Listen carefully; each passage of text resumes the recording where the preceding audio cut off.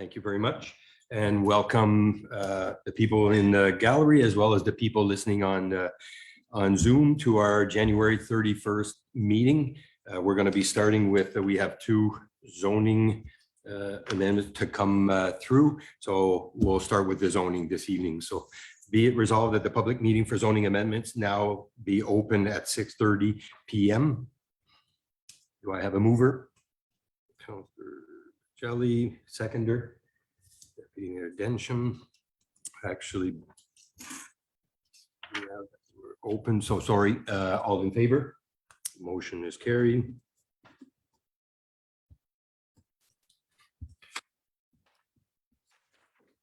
Be it resolved that the agenda be approved as presented. Mover, Councillor Shane, seconded by Councillor McDonald. All in favor? Motion is carried.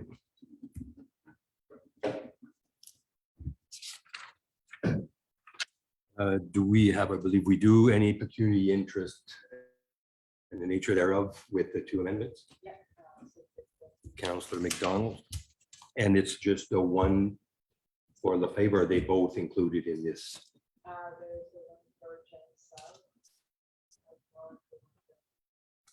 Okay, but for the, so we have, for this one, it's only Lefebvre, so you're okay with Mr. Mankinel for the road. Perfect. Okay, so I'll read the motion first, get a mover, and then we'll pass it over to Stephanie. So be it resolved, the council receives the planning report for zoning bylaw amendment application Z-2023-01 for Campbell as submitted by the township consultant planner and approves the recommendation contained therein. Do I have a mover? Deputy Mayor Densham, seconded by Councillor Bajelli. And we will put it through with Stephanie, and if you could give us your report.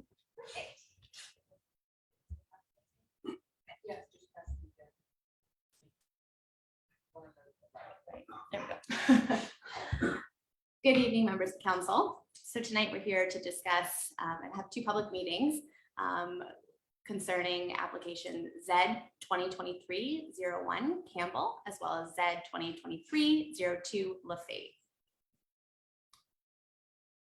So first, this meeting is being held pursuant to Section 34 of the Planning Act, and any request to be notified of the decision can be submitted to myself or to the clerk. This meeting is an open forum for the public and council to gather information, ask questions, and voice any comments and concerns. So we'll just go over the overview of the zoning amendment and then followed by the opportunity for the applicant to comment or present if they're available. And following the presentation, there will be an opportunity for comments and questions from the public and council and an opportunity for the applicant to address them. So a decision may be made later this evening or at a later date. So in terms of the appeal process, a 20-day period of appeal begins following the decision. And if a person or public body does not make oral submissions at the public meeting or make written submissions to the Township of North Stormont before the bylaw is passed, the person or public body is not entitled to appeal the decision of the Council of the Township of North Stormont to the Ontario Land Tribunal.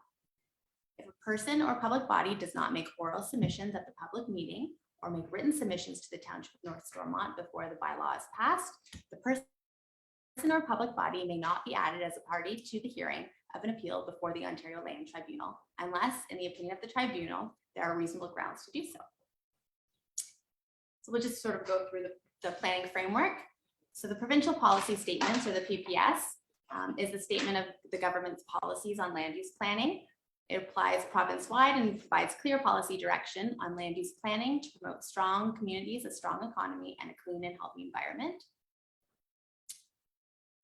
So in the Planning Act, it says that a decision of municipality in respect of the exercise of any authority that affects the planning matter shall be consistent with the policy statements issued. And so then if we were looking from a sort of a top-down approach with the province, and now we're at the county, the United Counties of Stormont, Dundas, and Glengarry official plan outlines a set of goals and objectives for development in the county for the next 20 years, while having regard for the effects on the social, economic, and natural environment of the municipality. It contains policies to be used for the review of development applications and any other planning decisions.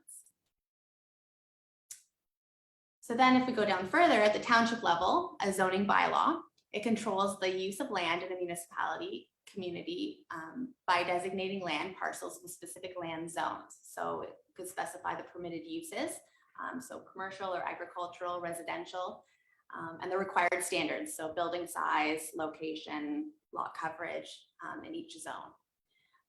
Zoning bylaws and any amendments to the zoning bylaw must conform to the official plan and therefore also conform to the provincial policy statements.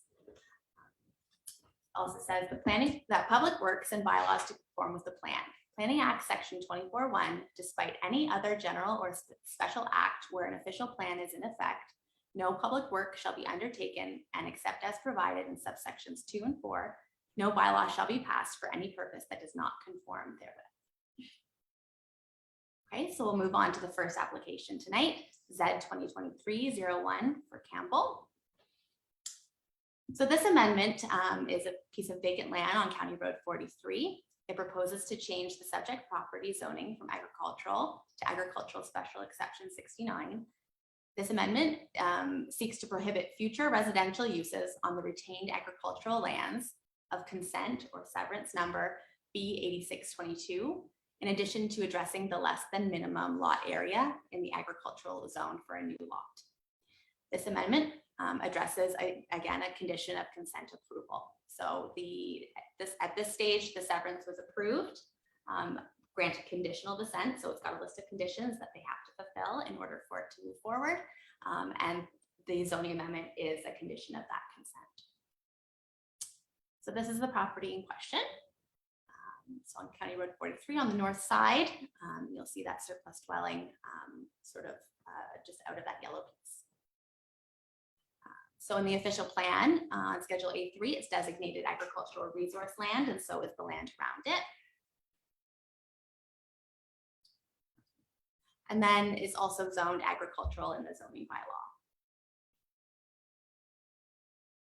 Okay, so what you're seeing there, the top 11.1, that's the agricultural zone, and then you've got the permitted uses under 1, and then the zone requirements. So the proposed zoning is agricultural special exception 69, and this zone eliminates the residential uses permitted in the agricultural zone for this retained land, as well as addresses a reduced lot area of 43 acres. So the minimum in the bylaw is 300,000 square meters, which is about 75 acres. And it's just when we create new agricultural uses. And then you're also seeing the permitted uses. You're seeing the dwelling secondary unit, dwelling single detached, home-based business, bed and breakfast. Those things will be taken out of in that bylaw. And as of today, no agency or public comments have been received. Sort of leave it with that one first, and then we'll move on to the second, if that works. Okay, so I'll put it to council if there's any questions or concerns that they have with Stephanie.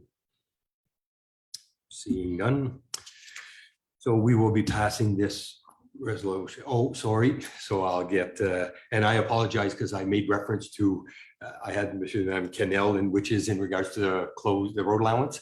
This here is for the Campbell. So is there any questions or concerns from the public? Seeing none. And Nancy, can you see online? Is there, I'm not sure if we still have that way where anybody has questions.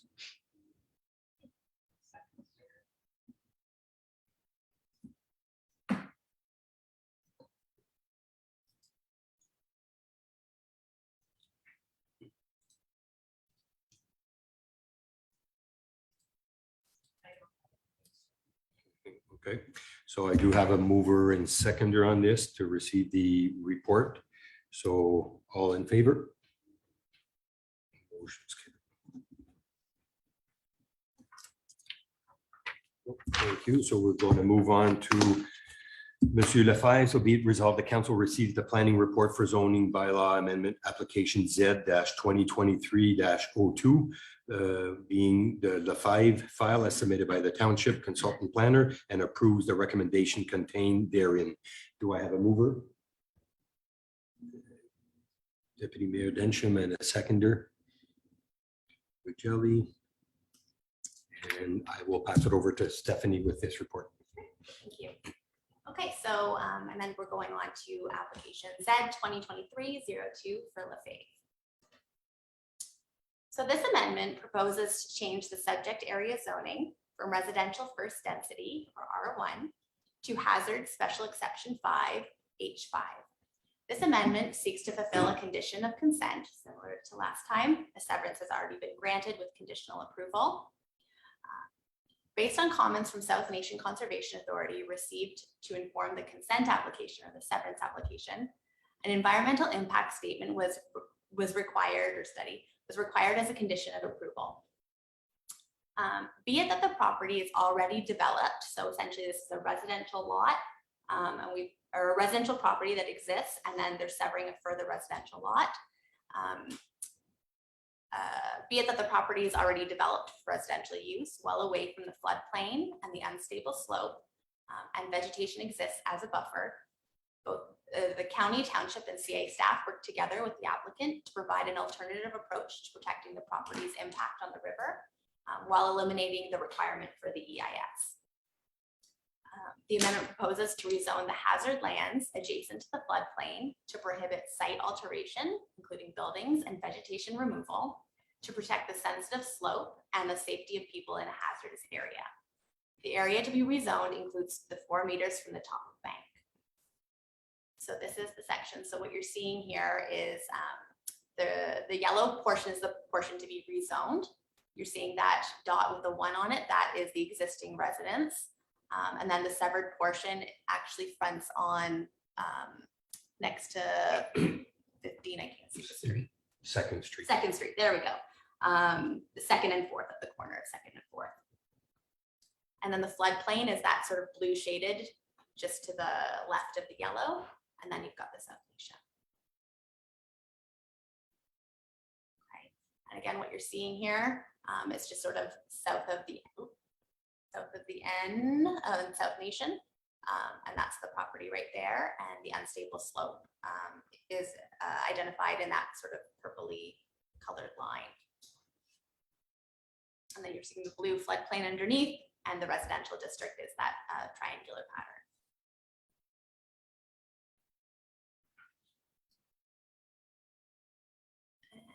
And then, no, that's the zoning bylaw. Okay, so then this as well, this is the zoning bylaw. So what you're seeing is that yellow is the RH, and then you're seeing that blue pattern over top along the South Nation, that's the floodplain. So that's what the zoning is right now. Okay, so the proposed zoning is hazard special exception 5. And the special exception zone prohibits site alteration, so no buildings to be permitted, and vegetation removal to protect the sensitive slope and the safety of people in a hazardous area. The areas to be rezoned includes the 4 meters from the top of the bank. And again, no agency or public comments have been received.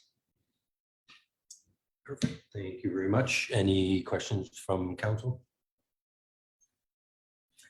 Seeing none. So that only affects, like when you're saying about building alterations, that only affects the hazard area and not. So if you wanted to modify where the actual existing building is right now, does not apply to. That's correct. That's correct. So if you wanted to put up a garage or anything like that outside of the floodplain and outside of that yellow piece, There would be no problem with that. Good. Any questions from the general public? Nancy, seeing none. Perfect. Oh, Monsieur Larocque. Yes, in this line that is about is indeed a slope stability. A slope stability study. Is it something called? I believe they had a survey to delineate that. So because the properties already exist, the residence already exists, and the severance was for a vacant residential lot at the corner. The survey indicated where the 4 meters out from the top of the bank was,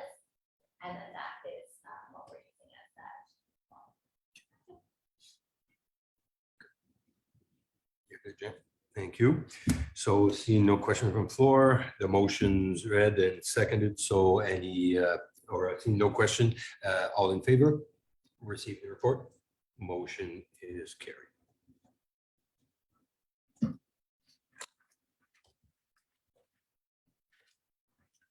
We're going to be passing that resolution at the end of the meeting. Perfect. Okay, so be it resolved that this public meeting be adjourned at 6:45 PM. I need a mover. Moved by Councillor McDonald, seconded by Councillor Shane. All in favor? Motion is carried.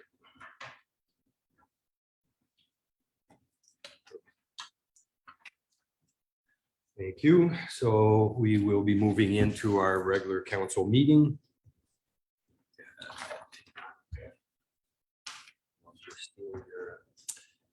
Sorry, go ahead. Thanks, Campbell. First one there. I just like to say through this severance process, I've been here several times to your office and stuff. Always. Well, I appreciate the comment, and it's well received, because I believe we do have great staff and we don't hear it. We hear more of the negative, but it's actually appreciated to hear. Well, me asking a dumb question. Anyhow, we're done, so we get to my probably, yes. Well, Thank you. thank you. Very Well, much. thank you very much. Yes.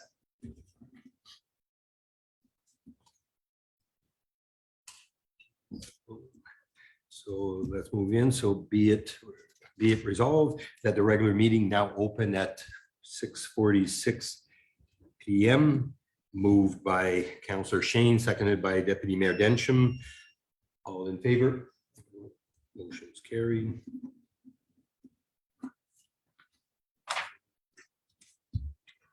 Moving to the agenda, be it resolved that the agenda be approved as presented. Moved by Councillor Shane, seconded by Councillor McDonald. All in favor? Motion is carried.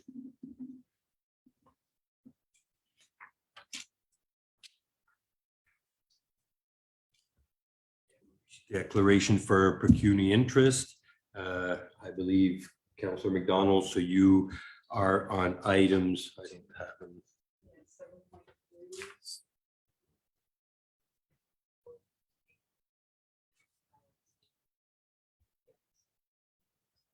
Perfect. So it has been noted with the documents. Thank you. Be it resolved that the following minutes be approved as presented for the regular meeting of January 10th, 2023. Moved by Deputy Mayor Densham, seconded by Councillor Shane.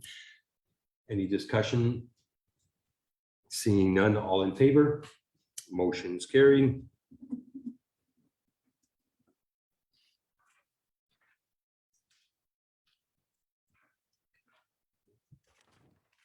Be it resolved, the council receives the 2022 quarterly or fourth quarter budget variance report. Moved by Councillor McDonald, seconded by Councillor Shane. So I'll take it to the floor. Any discussions or questions? Go ahead, Deputy Mayor Densham. Just a couple of questions. One was on waste management, where Carly, the variance said 167, variance by department said 167% is what the variance is, but it's adjusted to 99%. And I'm wondering what caused the adjustment. Are we expecting more revenue in, or how did that adjustment go down to 99% from 167? I'm used to seeing it the other way around.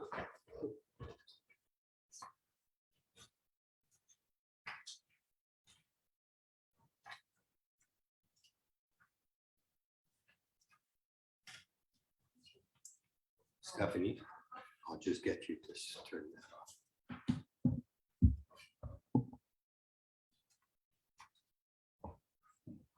Through the chair, I'll just take a minute to analyze the waste management.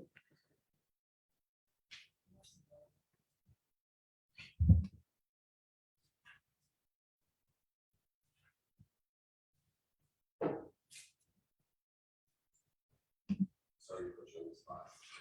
What number was that, Steve? What's that? I wasn't listening to the number you questioned. It's right on the first summary page. So if you look at the summary, you see waste management. The last two columns, the second last column says the variance, percent variance by department is 167, suggesting that we have much higher variance than what we were expecting. But then the adjusted variance went down to 99. Now, normally what we do, when I read this, usually what happens is the adjusted variance goes up because we're expecting some revenue or something like that to come in, or expecting expenses to come in. And Talking to the first thing.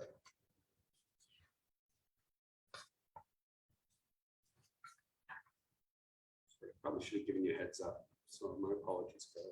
No, that's no problem. And you've got a note there, Carly, about debt proceeds and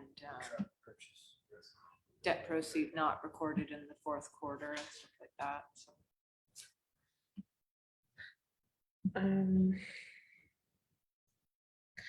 Yeah, so I understand, like, so the note is for 325,000, that's not recorded, but that's to be added to revenue. So as soon as the revenue increases, then that variance shouldn't decrease.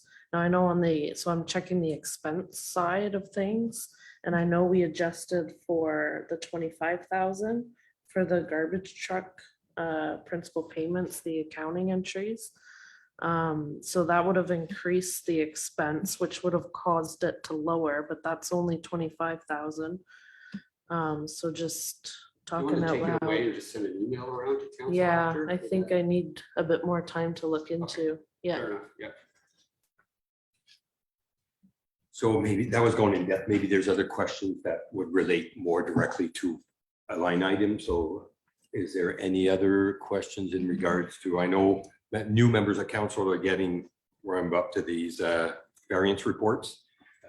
Any?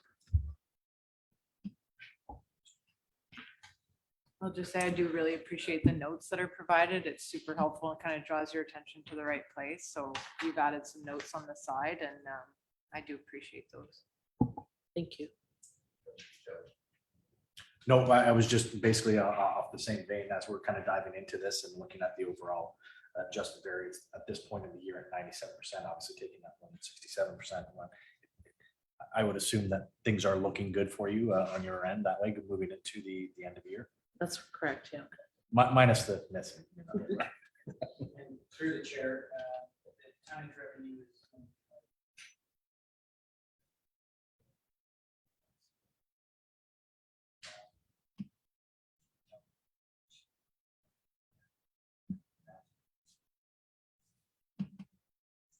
So probably all, I can see your Councillor Shane, do you have any? Thank you.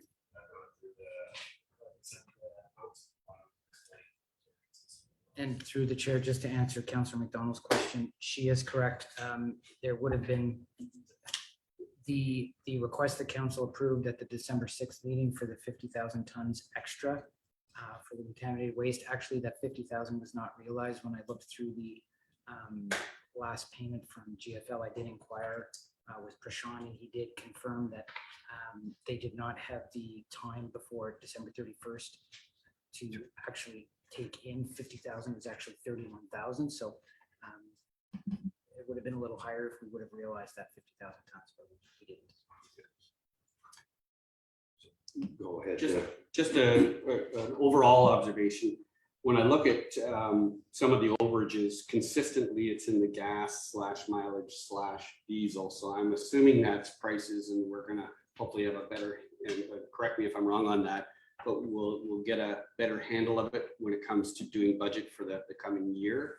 Or is there any other commentary you might want to put around that? I think just in general through the chair, with inflation and costs going up, as everyone's aware of, that this budget's gonna present some difficulties on a lot of the expenses for this year. We're gonna have to factor in, as you said, the gas and also our hydro accounts, etc. One last question, if I could, or one last point. On the general government expenses, There's one that's like 1,000% used, which is miscellaneous materials, supplies, services. And I just wondered if there's any commentary on that one. It was budgeted at 300 and came in at about 3,200. And I'm wondering if anybody recalls what happened in that category. There was another miscellaneous expense that was kind of noticeably over as well, but this was the most obvious one. Through the chair, I can provide that to you. I can go into the GL detail and look to see what's been posted to that account to see why there's such a difference there. That'd be great, because I just know from my past career, categories called miscellaneous can start to collect things that shouldn't be collected in them, and so That's I would like correct. a bit of detail on that. Thank you. Thank you, Deputy Mayor Densham. So Carly, I have one. So the Nationwide Wind Farm, and I see you made a comment about billable account. So we have expenses through with the wind project of 3,700. Is that we're the administrator for, I'm just thinking that's what it is. So can you maybe just elaborate what the expense of the wind project would fall under our account? Sure. Through you, Mr. Mayor, the Nationwide Wind Farm accounts, the expense account is 1,471,60,8850.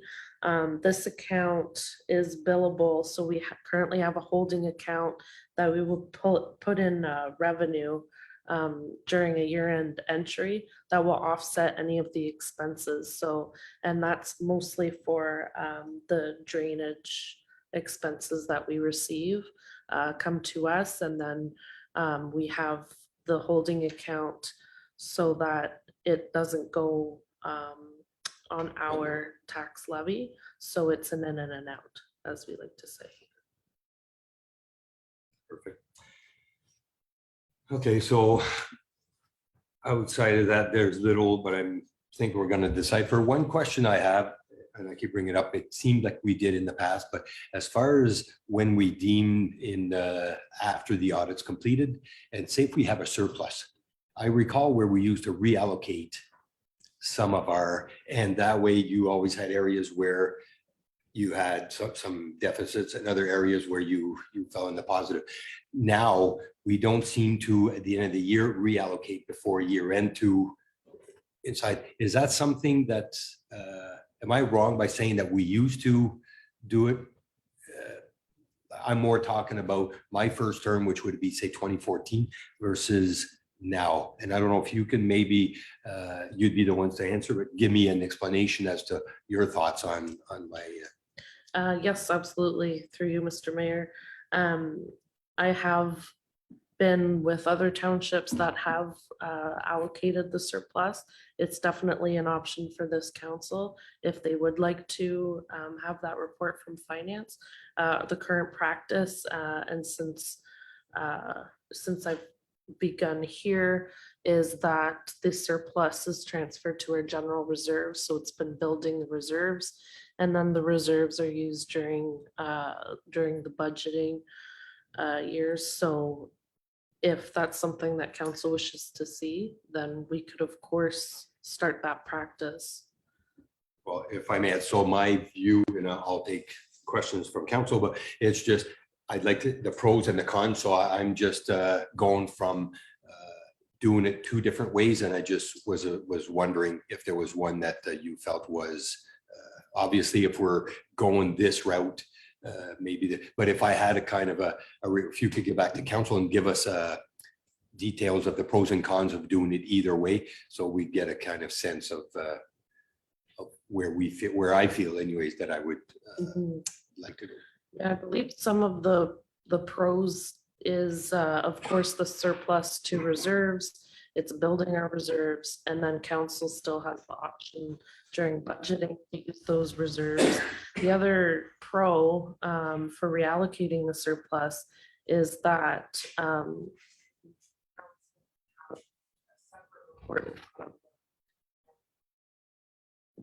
look at the surplus separately from the general reserve and really have choices among different projects of whether they would like to see this money to pay down that or this money to do this project. So I can think of different pros for each side, but I can definitely try and think of some cons or something a little more just for something for council to see. It could be, like I say, it could be water cooler discussion. I Yeah, find that sometimes when you get a higher surplus, almost could be looked at as, okay, well, we didn't manage our budget properly, because what the intent is to have a balanced budget. And then all of a sudden we come up. So that's just my take. And I mean, it'd be something to have some more discussion on it in the future. So Councillor Bajelli. My only takeaway from that is at that point, when you're reallocating those funds that late in the year to separate portfolios to try to make things kind of look like the budget has been balanced or managed in it. We're kind of not learning from our, sometimes it's nice to see our mistakes at the end. And when I say mistakes, it's areas that we should be focusing on. Why was there an oversight? Why was there a miss there? The funds will still be there in general reserves, but I think it gives us a more direct focus come the next budget to say, okay, here's where we might have slipped up. Here's maybe we didn't account for certain things, as opposed to moving those funds and coming into it saying, look at this, we did a great job. Yeah. Everything's balancing up at 100%. Sometimes it's nice to see those misses so that you can focus that. That's just my thoughts on that. Good comment. Councillor or Deputy Mayor Dinchuk. Yeah, it's a good comment. I guess it depends when we realize that those funds may not be needed, because if we figure out, in February of the new year or March of the new year, that we actually, even though we've just passed the budget, we've now figured out a different solution, or there's not a need for that. I wouldn't want those funds to be held in limbo. Like, let's make the decision. And I think we could accomplish the same thing simply by bringing the report at come budget time to say, these are all the adjustments we made throughout the year without necessarily forcing the savings on ourselves to hold it. And given the fact that, if we continue to be approving our budget in February, March, sometimes even April, we're kind of in a state where we're kind of holding back on business that might be happening early in the year or late the previous year. So I like the idea of us of kind of reallocating, but yeah, keep track of it and just say, when we come budget time, we should be examining, to your point, the fact that, maybe, was this just because circumstances changed, or is it something that we could have done better from a planning perspective? But I like the idea of using the money, because I don't think we're going to make any wasteful decisions. I would hope we wouldn't make any wasteful decisions, but if we can make timely decisions and spend our money more wisely by reallocating it, then I'd be supportive of something like that. Councillor McDonald. My question is not related to the previous discussion. I was wondering about, just it's a curiosity, the water and sewer department. I was just wondering why the revenues have so much variance, and if it's not something that can be answered this evening, that's also totally fine. But just wondering, it seems like it should be something that's fairly straightforward to budget for, but it seems to come in more than double what it was budgeted at. We're getting you ready for budget season, Carly. We're just, we're working our way up to it. Do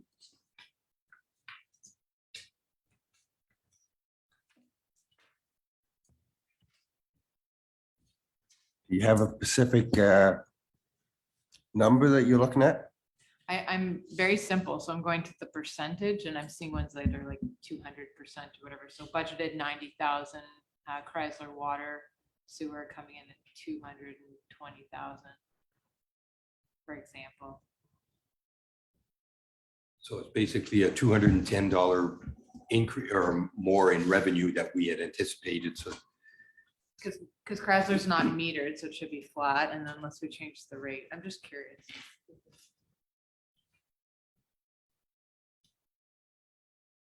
for the connection fees, I know Oh, okay. that's hard to, yeah, the Oh, it's ones con ending is in connection. 4940.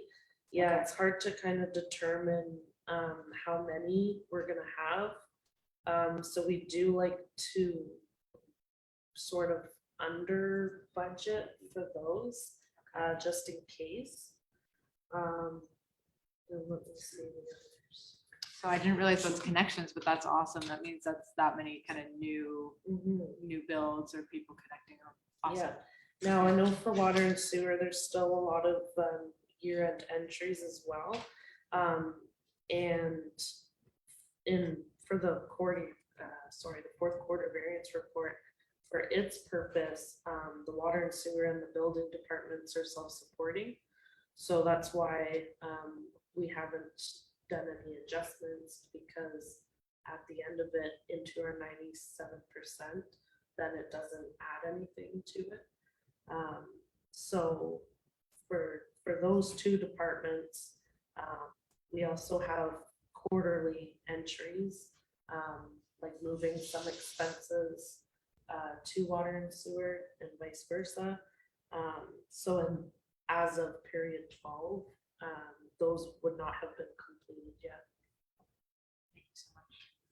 So then, before I'll just say, so for those that don't know, we used to have our connections set, I think it was in 2020 that we increased. It was either 2021, and it went from 2,500 to 5,000. Actually, I think it was two, so I think it was 4,000 to 10 for both connections. So with regards to the development that's happening, growth that we're going to be looking at, we have to look at building a reserve. This is obviously a great number to see where we anticipated 90, and then you get the increase. So, that's I'd rather be conservative. But I think looking back at 2022, just phase two and basically filled up where there might be 3 or 4 left out of the 27 lots which was all built in the fiscal years. Deputy Mayor Densham. Just in the same topic, water and sewer under Finch, so the second last line item in that one, the Aqua number, it was actually at budget 2,000, and 8,900 was the actual. Do we know why we spent so much more on Aqua?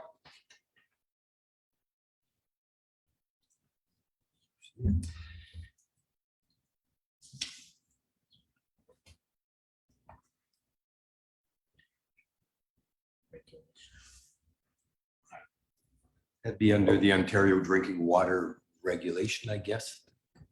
Yeah. second last one. So like I said, we could check into it. I'm assuming They're not needed when new connections are done, are they? There's no cost on their part.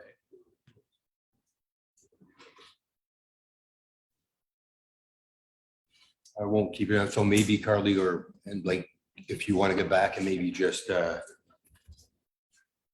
a note for just to answer, you could reply by email and we can bring it back at the next meeting.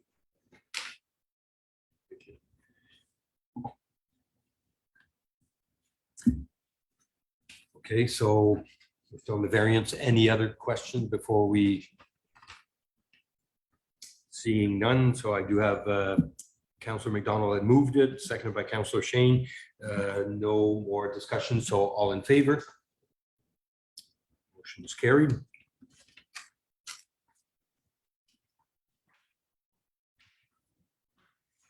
Be it resolved that the council directs staff to prepare a bylaw delegating the authority to enact bylaw to lift part-lot control and rezoning retained lands related to a surplus dwelling consent to the mayor and the clerk. Moved by Councillor Shane, seconded by Deputy Mayor Densham, and I'll let Stephanie fill us in on part-lot control. So as you're probably aware, there's been a lot of changes in the planning world over the last few years. So specifically Bill 13,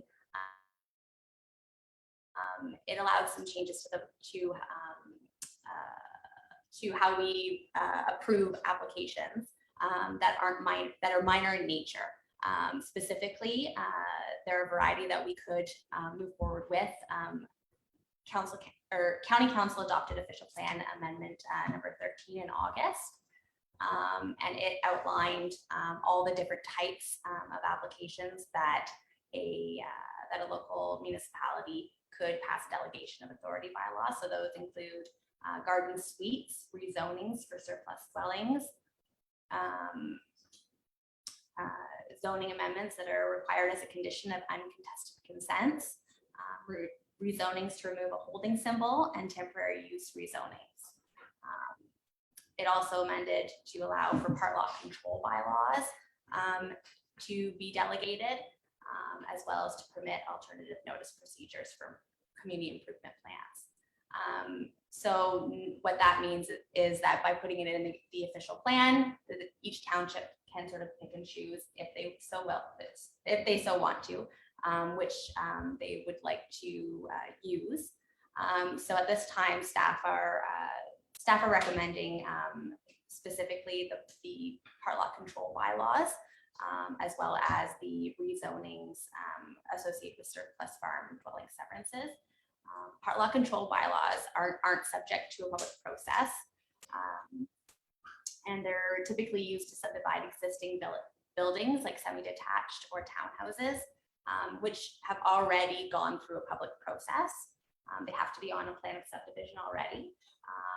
And then, so essentially it's the only land division application that is not delegated. Subdivisions, consents or severances, and validation certificates are all delegated to the county approval authority, being Peter Young.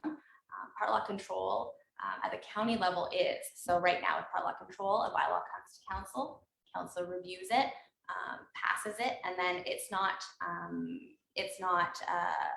deemed to be an active bylaw unless it has a stamp and a signature from Peter Young, the director of planning. So part lot control is the first one that we're suggesting would be something that could sort of quicken the process for the applicants, as well as surplus farm dwelling rezonings. They're provincial required. It's a provincial requirement, and it's initiated by the landowner to meet their county severance applications. It's explicitly laid out in the provincial policy statements that if you're severing a surplus dwelling, that the balance can't have any additional residential units. So that specifically, those two, it would sort of speed up the development review process for both of those. Now, if it was the bylaw will sort of outline each of the way we imagine it is that the bylaw would outline sort of some specifics to each of them. If the surplus dwelling severance is contested or somebody does bring up comment during the review of the severance, that bylaw would still come back to council. So this specific report is just directing staff, if you so will, to actually prepare that bylaw to bring back to council.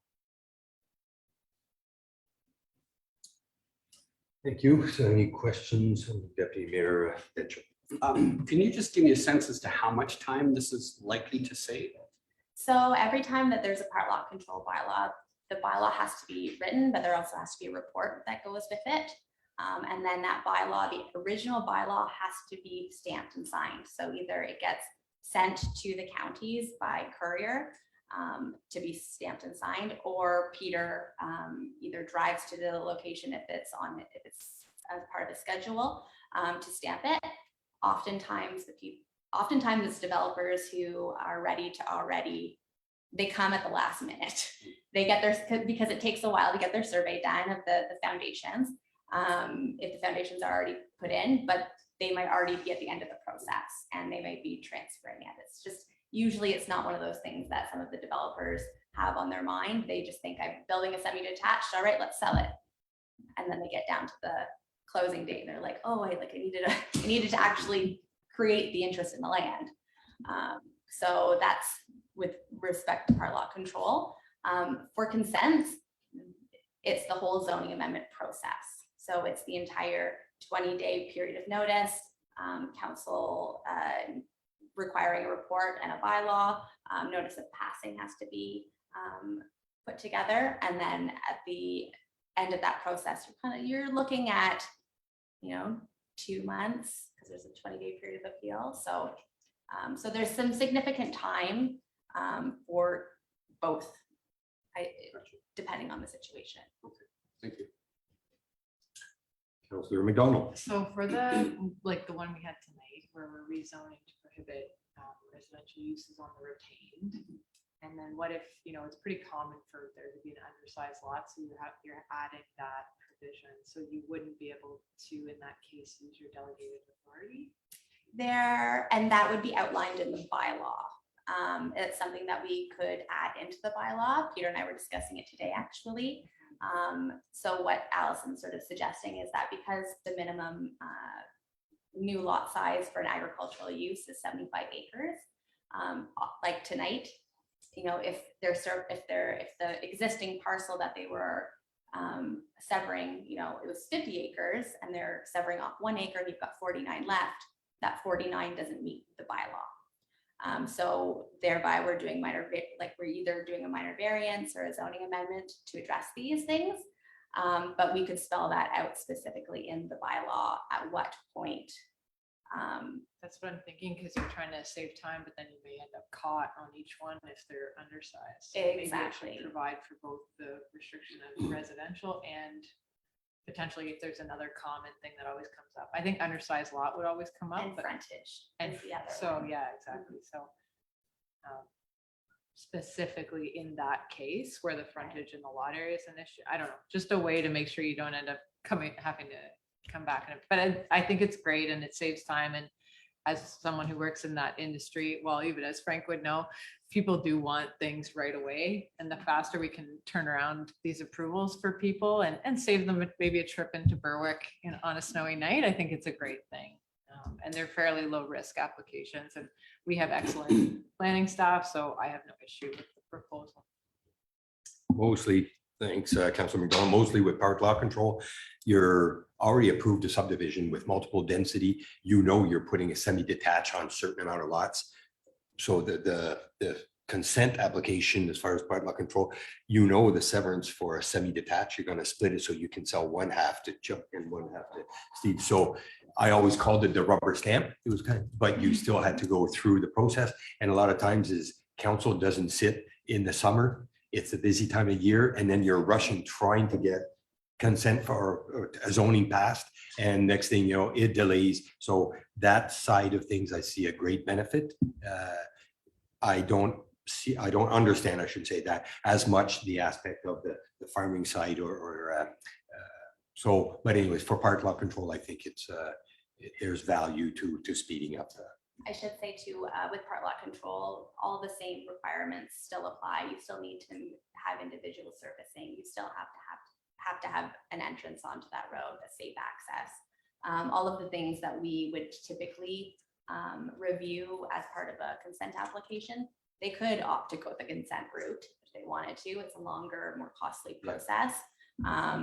But that one's not subject to council approval. It's another. Good. Any other questions from council? Go ahead, Deputy Mayor Denton. So if staff gets concerned, so if we were to pass this and then there is a situation that, if you take the bylaw literally, we almost have to have it approved by the mayor and clerk, but they see something that we never thought of. Can somebody stop it and put it through the full process? Absolutely, and that's something I think that municipalities across Ontario are going with best practice. Is if we're not comfortable with it, if there's something that doesn't look right to us, in good ethics, is to bring it to council. For the question, this board, I do have the mover seconder, so all in favor? Motion's carried.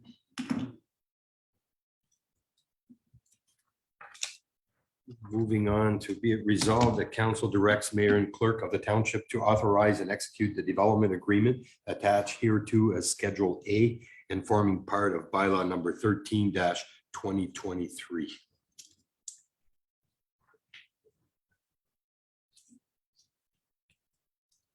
See, what are we? Like, is this the Creekside? I'm not sure what I'm reading here.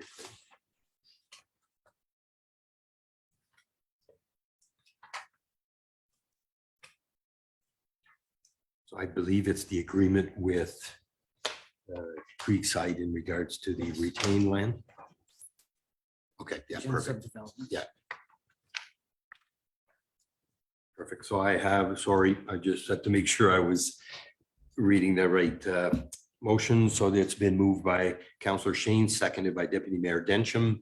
Do I have any questions from council? If I may ask, I'm trying to think, Stephanie, can you elaborate on this? Absolutely. Yeah. I might get you just to get council more comfortable at understanding what it is exactly. Absolutely. So you may be aware of Creekside Estates subdivision. It received draft plan approval November 4th, 2021. And when we kind of like the way that we do a severance, subdivisions are subject to a number of conditions. They just have longer to fulfill them. So in this case, they were subject to a number of conditions, including an environmental impact study and tree protection plan on to do with block 66. So this is an opportunity that the township and South Nation staff, together with the applicant, we worked together and we came up with an alternative arrangement. And that would be of the applicant retaining block 66 on the approved draft plan to protect that woodland that exists in lieu of doing that EIS and that tree protection plan at this time. And it's sort of, again, we sort of move that development, quicken the development process for them. And this commitment from the applicant will be implemented through this agreement and then registered on title. So that if that applicant were to sell in the future, that the new owners would be aware that they couldn't remove any vegetation from that property. Any question? See, and this here has been agreed, it's all been worked out with both Township, South Nation and the developer. Yes. Perfect. Okay, so I got the mover, seconder. Any other discussion? No, I would just say that, just looking at it as well, I think this is kind of a win-win situation where you're seeing the development take place, but also the protection of the woodland. It's also attractive for buyers as well, if you're looking to still maintain a little bit of that natural beauty and that knowing that'll be protected long-term. Go away for a long way for new buyers as well.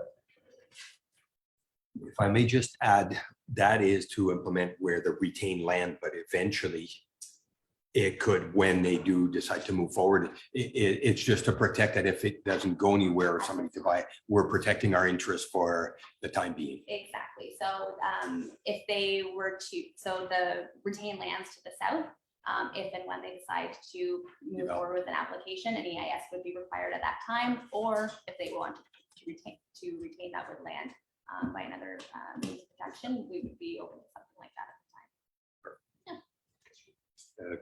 Or Deputy Mayor Densham. Just a quick question. So what is that retained land zoned and how is it taxed? I'm just curious.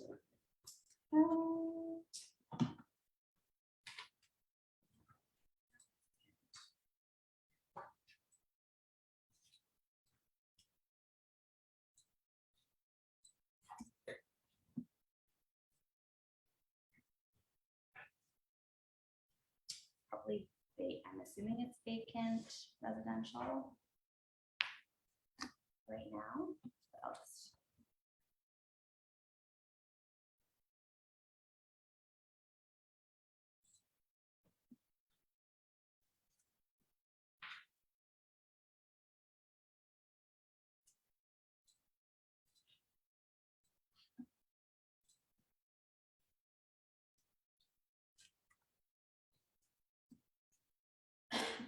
it's R4H, so that's a residential for density with a holding provision.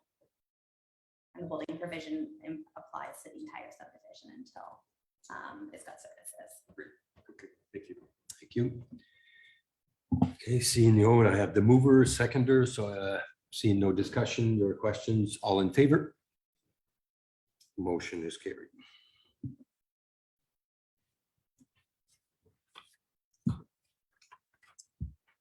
Resolved that council of the Corporation of Township of North Stormont deemed the lands described as the unopened road allowance between lot 30 and 31 concession 8 being the former township of Roxborough to be a surplus to the township's needs, and direct staff to proceed with the closure and sale of the unopened road allowance with the recommended condition.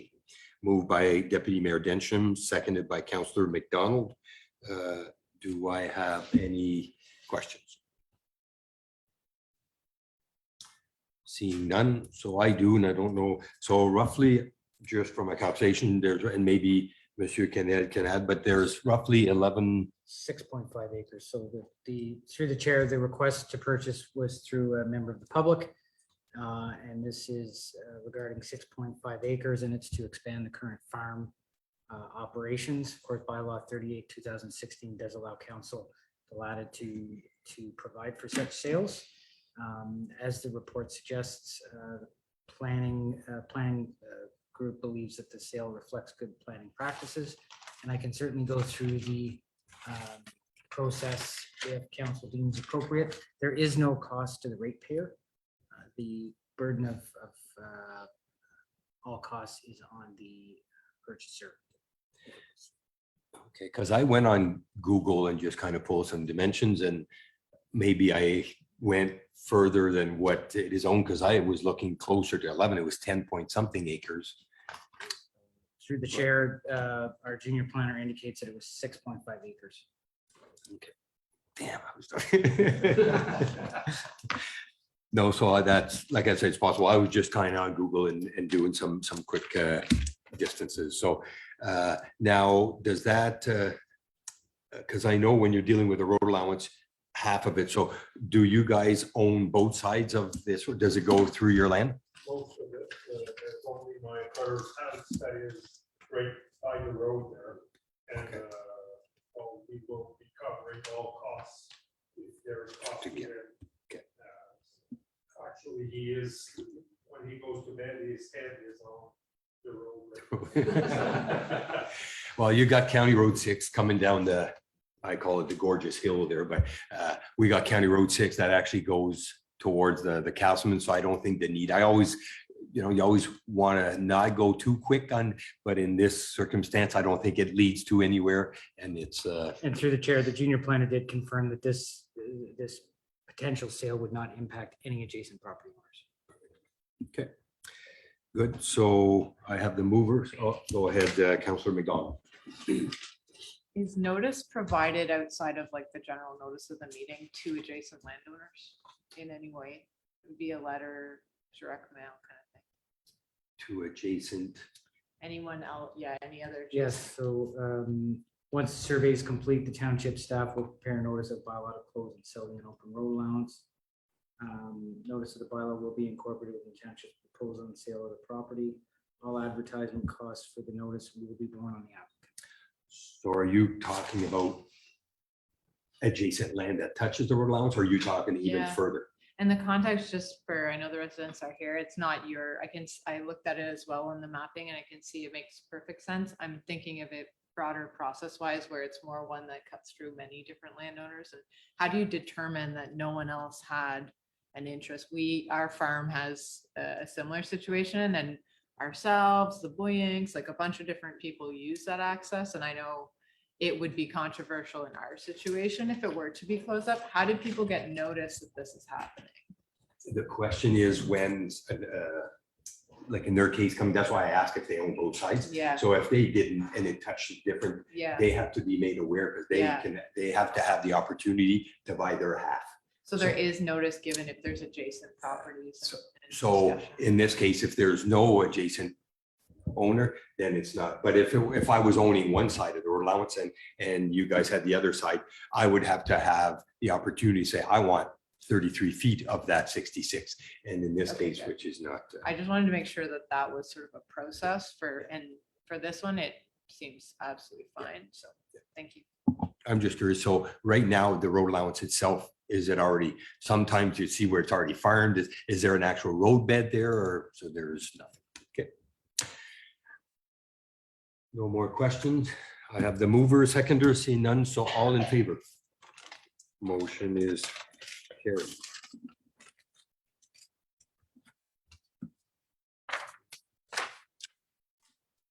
Resolved, the council approved the section 11.5 of the Township Human Resources Policy 12-2020 be deleted in its entirety and replaced with the following. The township's annual CPI will be adjusted annually between 1% and 3%, provided that the consumer's price index for Ontario falls within those parameters. If the actual CPI for the preceding year is less than 1%, an increase of 1 will be provided. And if the CPI for the preceding year is greater than 3%, an increase up to 3% would be provided. Moved by Deputy Mayor Densham, seconded by Councillor McDonald. Do we have any questions? Seeing none. To be honest with you, I'd like just to have somebody have your little say. It's something that's affecting not only our tax rate or tax dollars, but it's also affecting our staff. So maybe let's put some comments. Over. Deputy Mayor Densham. Yeah, again, I think this was a decision we had to look at closely last year as well, because the CPI was already high, and I think we went with 5 point something CPI. I can't remember specifically. 5.2 it was last year, yeah. And so and I know that staff, probably Craig specifically, has done a lot of homework on this to survey the various municipalities, and so you know. It's when we're on this side of the decision where the CPI is higher, it always looks at one way, but if we were on the other end and we made this decision, it would be looked at through other eyes. So again, I think we're looking to control, from my perspective, I'm looking to make sure that, you know, we have reasonable control about while we're reacting. We talked about this as well at counties, and there was a different option, which was to look at a rolling average over 3 years.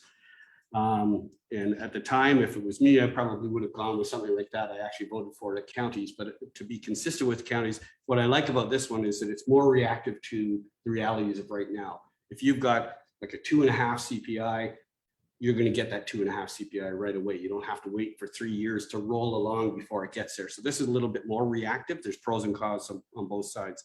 And to be honest, I wish my pension had this, because I'd be getting a bigger pension as well. So but I know it's a sensitive topic, but at the same time, like I say, I think to me, it feels like a reasonable window. My comment to that is at least you have a pension. And it's not every resident that can say that. So Councillor Bajali. Sure, I'll weigh on this as well. It's obviously something that every municipality across the province, if not the country, is having to deal with. I don't think anyone will argue that what we've seen over the last couple of years is really something that we would see on a generational level. It's not normal for CPI to be where it's at. I can understand from one side, if you're on the working side, say, hey, it'd be great to get that 7% or whatever it may be. But historically, when you do look over the years, it could be it's typically under that 1%. So there's a benefit to be gained by that, and the stability for obviously budgeting. It would be a very, very harsh pill on the budgeting side for municipalities to try to swallow what's happened over the last couple, and already have to, but moving forward over this year, seeing something at 6 or 7%, it's just, especially for smaller municipalities, it's just unsustainable. I think this gives a fair shake to everybody and what's happening. And if it is going to fall into that, if under the 1%, you are going to bump up. Hopefully that would be more of the trend where you would fall within that norm. I don't think we're going to see too many more years, fingers crossed, where we are going to be above that 3, 4, 5%. So again, it is something that everybody's struggling or wrestling with while looking at their budgets moving forward. I think the 1 through 3 is a fair approach that most will be able to understand the reasoning of why we come to that decision. Thank you. Councillor McDonald. Just echoing all the same comments about how difficult it is as a decision. I spoke with a lot of my counterparts at other municipalities and really dug into what the rate adjustments have been in the past few years and sort of trying to get our heads around the cumulative impacts. And there's comments in the report as well about the organizational review and salary adjustments, which will be coming up and being addressed this year, which I think collectively will have overall a great benefit for our staff. But I know it's difficult for people and things are actually just so much more expensive than they used to be. At South Nation, we've only ever done a 3% max every year. So there are some standards in the area for that percentage. And although last year we were able to do the 5.2, which is great. I think Mayor Landry, you said overall it's been sort of an 11% adjustment over the last few years, which is the higher average of most of the townships within SDNG. So I do feel good about that. And I was really looking for what the CAO is going to recommend in this report. And I find in reading through it, I can't really disagree with the rationale that's been presented here. So yeah, I know it's a difficult decision to make, and I echo Councillor Bajelli's comments that I hope we don't see this continued increase. And if we do, it'll be another discussion, hopefully things calm down. But Thank you. Anything to add, Councillor Shane, or? Nothing that hasn't already covered. Said.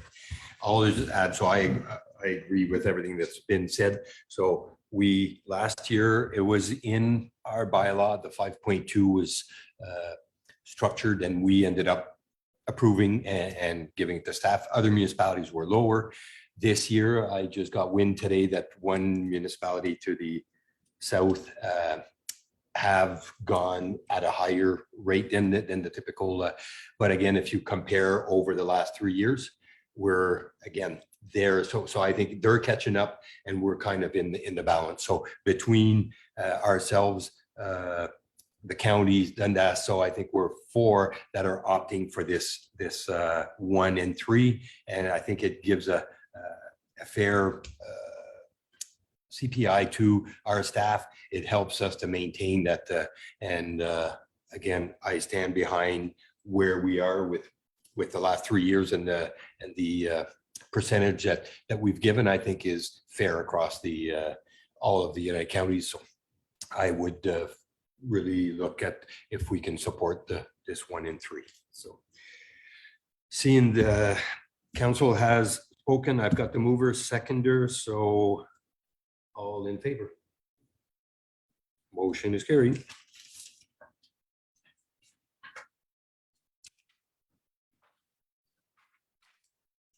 The council received the CAO's report regarding revised remuneration and expense allowances specific to township elected official. So, it was moved by Councillor McDonald, seconded by Councillor Shane. So this is in regards to conferences, remuneration towards council. So any discussions, or maybe Craig, do you want to just to give perspective, go through the chair, again, as the report suggests, this would mirror the county's remuneration. There is a slight increase for the daily per diem, and I don't have the bylaws in front of me, but I'm going by memory. The current township per diem is $150. I am suggesting, due to increases over the last 2 or 3 years, that it be increased to 208. Counties is actually 208.11, but I thought I would round down. And the maximum allowable personal expenses is $500 a day to a maximum of $1,500 for each event, which has to be more than 2 days. Currently, it's $1,200. So it's just a reflection of. So in our bylaw, so council's entitled to 2 conferences a year. Just on the side of mayor and deputy mayor's role, we ride the county, so we are allowed the 2 conferences under the county's expenses. And so I'm not going to tell the counties that, but I'd rather save the expense from my tax and occupy the counties before falling into. Now, the 3 members of the rest of council will jump on the per diems from the township rates. Basically, the 1,500 from 12, the rooms are now, you go to the hotel and basically now you're over the 1,000 just for rooms. Now you're looking at your train and your food.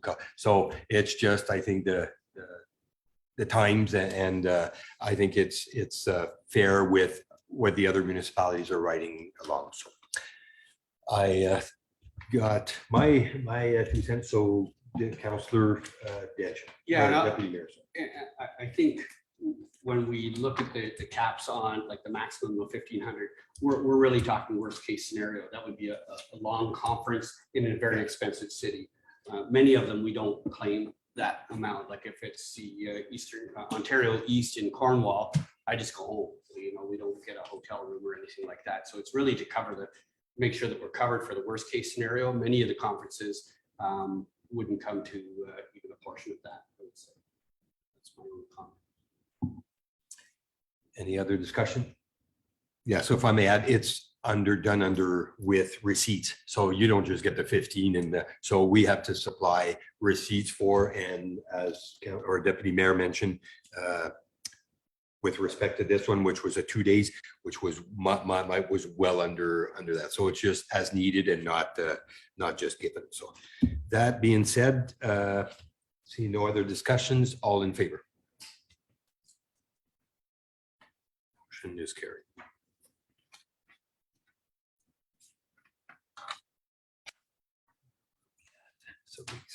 Be it resolved that bylaw 08-2023 being a bylaw to change the zoning of certain lands in the township of North Stormont from ag or agriculture zone to an agriculture special exemption 69 zone, and amended comprehensive zoning bylaw 08-2014 be read a first, second, and third time, passed, signed, and sealed in open council this 31st day of January 2023.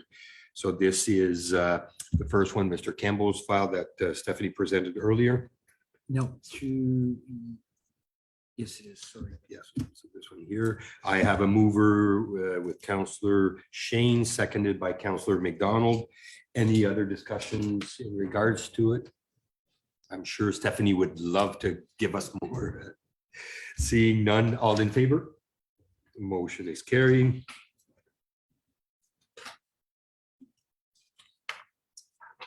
On to the other one, be it resolved that bylaw 09-2023 being a bylaw to change the zoning of certain lands in the township of North Stormont from the residential first density R1 zone to hazard special exemption 5 H5 zone, and amended comprehensive zoning bylaw 08-2014 be read a first, second, and third time, passed, signed, and sealed in open council this 31st day of January 2023.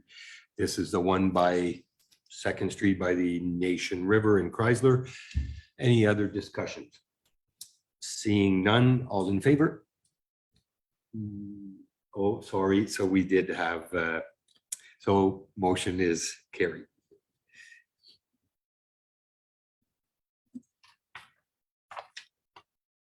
Be it resolved that bylaw 10-2023 being a bylaw to appoint an alternative member to the United Counties of Stormont, Dundas, and Glengarry Council be read a first, second, and third time, passed, signed, and sealed in open council this 31st day of January 2023. Moved by Deputy Mayor Densham, seconded by Councillor Shane. Is this Yeah, the appoints all that you? through the chair, this is commonplace. We did send out an expression of interest, and Councillor McDonald did indicate that she would like to be the alternate should the deputy mayor or the mayor not be able to attend county council for any reason. And again, this is common and is allowable under section 286 sub 1 of the municipal act. So. Okay, so I don't know if it was even appointed for last term. I don't think we had anybody. So this would be great. Councillor McDonald's going to have to cancel a trip now.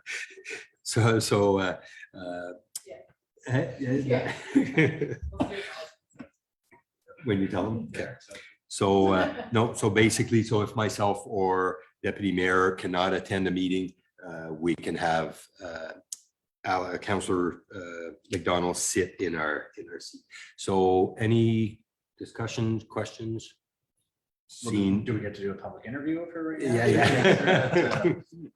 She looks forward to it. Yeah.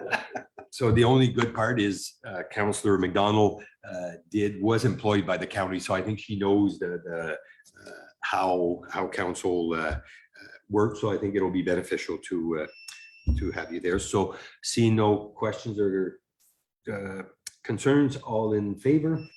Motion is carried.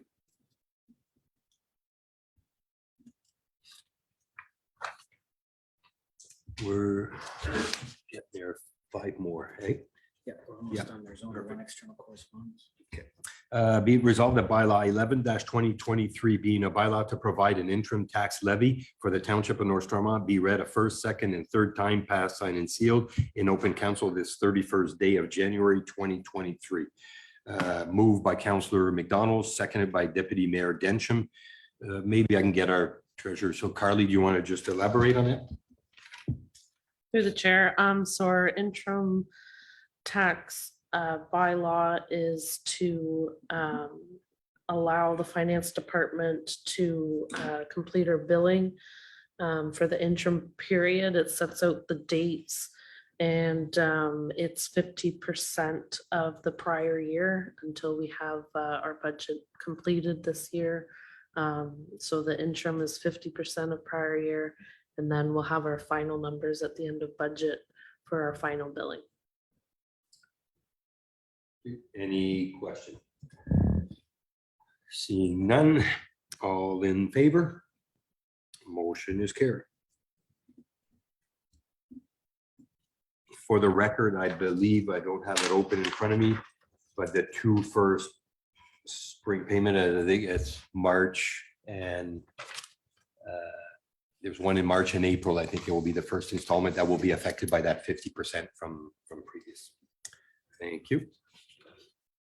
Be it resolved that bylaw number 12-2023, being a bylaw to dedicate a road widening, be read a first, second, and third time, passed, signed, and sealed in open council this 31st day of January 2023.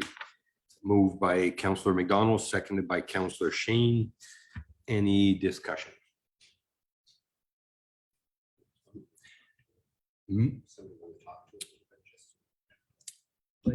Blake? Oh, With regards to the road widening, did you want wasn't paying attention, sorry with that.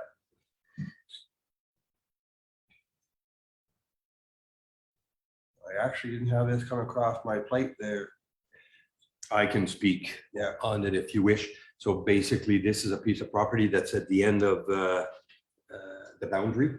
So the Chrysler Trail that goes from Home Hardware loops around, comes out by past the Harvex building. So this is the road allowance that comes in. So there's, I believe, 4 houses back there that are onto that. So the last house, if you see the reference plan in front of you, has split the property, and there's going to be part 1 is being sold for, and what happens is the road allowance that they drive into, which is the boundary road between Nation and North Stormont. When we get to, so I don't know if all of council, I wish I would have had it on the screen, but when you look at part 2, it's giving our snowplow operator the right to turn around, but by doing so, they would be stepping onto private land with her. So by dedicating this part 2 as a widening, it now gives us the authority to be able to, because it's a dead end road there, it doesn't go any further, they can turn around and do it legally. So it was confirmed by Peter, our planner. Both Peter and Mo have been on this file, and this here is the widening that's required. I was sorry, Mayor. Yes, I thought this was done before. Sorry, but I wasn't made aware that this was coming through on this, and Frank is right with Andre is right with what he says there, and this was in the planning for over a year now. So I'm bad. Thank you. Any discussion? Mayor, our Deputy Mayor Densham. Just how much wider, how much additional road allowance are we taking? And is that? So this is not in the road allowance. So the road allowance is actually still there at 66 feet. So this piece here is actually 10 meters by 9 meters. It's where the culvert is. So it's a driveway to go onto his property. And we have that. So 10 by, so you're looking at 30 by 30 feet by 34 feet gives us room for our snowplow to sneak in there, back up and. There's no other way to get out. Is that what I'm understanding? It's a dead end basically at that point. So Yeah. that's, so to turn around. Okay. That's correct. So right now, this road services those three houses. It's gonna service now, there'll be an extra culvert put in where we're gonna turn around, and it's gonna service that last house. So there's no more options there to go any further. And does the owner have a chance to speak if they're concerned about this in this process or no? This has Yeah. already been Yeah. approved by, so this was under conditions. That was, and I've seen it done just with a written agreement, or you can do it where this was described. There was a survey being done for the back, for the property, and they decided to say, describe it, so we can get a widening on part two. So I think it's just a standard procedure to protect our interests and not be on public land with our plows. And this, I've got a surveyor yeah, on my well, right side and a planner on the left side. So I can ask- no, well, Frank was mainly involved in the whole process through his work. But this started a number of years ago where we used to use private driveways to turn around, and then properties get sold, and then new owners don't like the situation, and we actually have to drive in and back out and drive back down in to actually plow the road to the extension. And he had a couple of options to make a hammerhead for us in the road allowance, but this being a boundary road, it's partially owned by Nation. No, Yep. Nation. Nation, yeah. So we made this work out so that we always have that land dedicated for our services. It was answered by our plan, or an agreement was written up with conditions from our planner on how this was going to be done, and this answers their concerns. So seeing no other questions, sorry, all in favor? Motion is carried.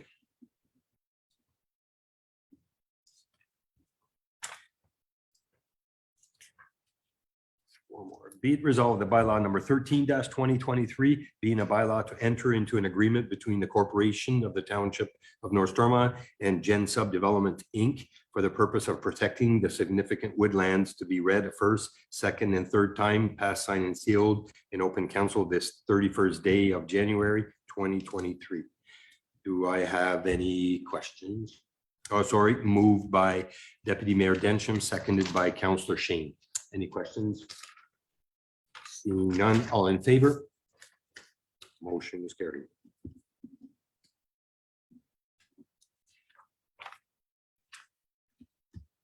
Be it resolved that the correspondence listed as items 12.1 on the agenda be received. Moved by Councillor Shane, seconded by Councillor McDonald.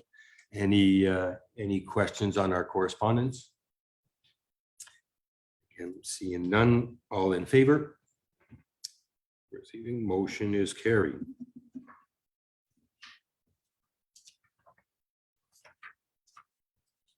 Be it resolved that bylaw number 14-2023, being a bylaw to ratify and confirm council's action at its regular meeting of January 31st, 2022, be read a first, second, and third time, passed, signed, and sealed, and in open council this 31st day of January 2023.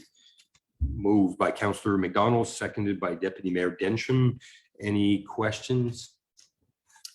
Seeing none, all in favor? Motion is carried.